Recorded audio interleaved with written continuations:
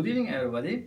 As a representative of consulting company for Ustrade LLC, Green Meadow, Russian company, Ramstein, and German company, I'm assigned to provide brief recommendation on preparing draft sales contract, according to which Uzbekistan company Ustrade LLC is planning to sell 10 tons of cherries to Ramstein GmbH, which is German company, and 6 tons of cherries to Green Meadow LLC company, which is Russian, within October 2020 to Moscow and Hamburg.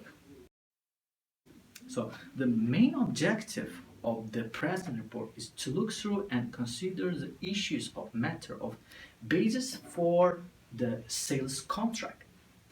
Choice of the most suitable type of delivery term for both parties, worthiness of using documentary credit, and offer solution methods for possible dispute resolutions in the contract. Contracts for international sales of goods, which is CISG, can be suggested as applicable uniform rules for drafting international sales contracts, which will set the legal rights and obligations of the seller and buyers for Green Meadow LLC Russian company, Ramstein German company, and Ustrade Uzbekistan company. The reason for using them are they are used for parties from different status, stated in Article 1. The product which is planned to be sold should be tangible and movable and traded for commercial purpose, which is stated in Article 2, which are identically suited to means of sales contract among Ustrade, Green Meadow, and Ramstein.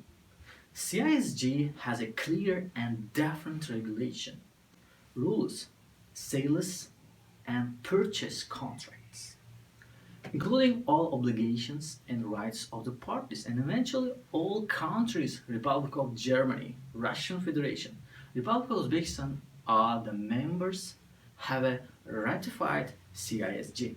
Talking about the benefits of using CISG, it must be mentioned the following points. It is ratified by major countries. It's closely interrelated or even integrated to local law system. It creates flexibility in constructing the contract, which ensures clear and transparent terminology across the world.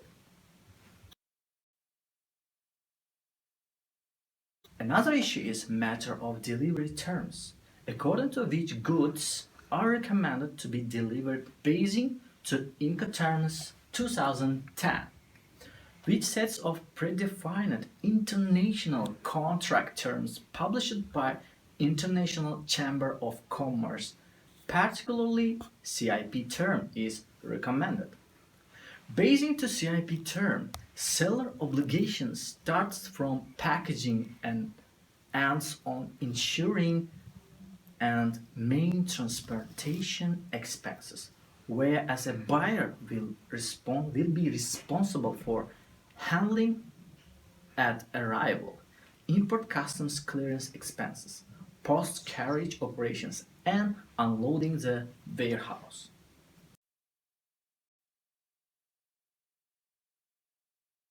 The next is the most important point, is a matter of using documentary credit.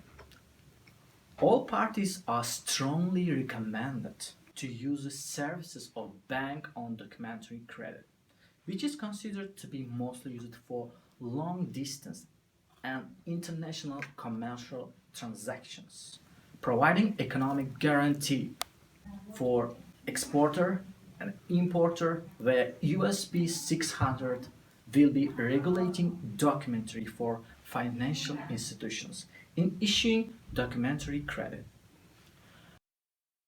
Discussing the benefits of documentary credit for seller, it must be mentioned that these are buyer should make a payment for the shipped goods, risks on canceling or changing the order or reduces the chance to get paid during the shipment, and ability to predict or control payment dates for the good. Talking about the merits of documentary credit, for buyers, these are payments will be done strictly according to the term of documentary credit. Presentation of the predetermined documents. Ability to control the shipment periods. Ability to get the delayed payment options and no need for prepayment if there is no the condition in the contract. These are the list of regular required documents for documentary credit payment. The last of the objective of the following report is question of dispute resolutions. If there is a case of conflict within the contract, the parties are recommended to use mediation method of ADR. In the first instance, in case of unsuccessful solution of the dispute, disputants should use the services of International Court of Arbitration. Mediation is recommended for the following reasons: cost effectiveness, confidentiality, control of compliance, mutually support. Benefits of the ICA are final binding award, neutrality and informality of the negotiations, importance obtaining warrant of confidentiality and privacy, choice of arbitration, that specialists depending the field, short of the process, less cost on arbitration. To conclude, it must be revised one more time. As a basis of the contract, it's recommended that CISG suitable type of delivery term is CIP Incoterms 2010. For the payment issues, better to use services of the documentary credit. And as an ADR contract should be point mediation method in the first instance and ACA for the last in the second.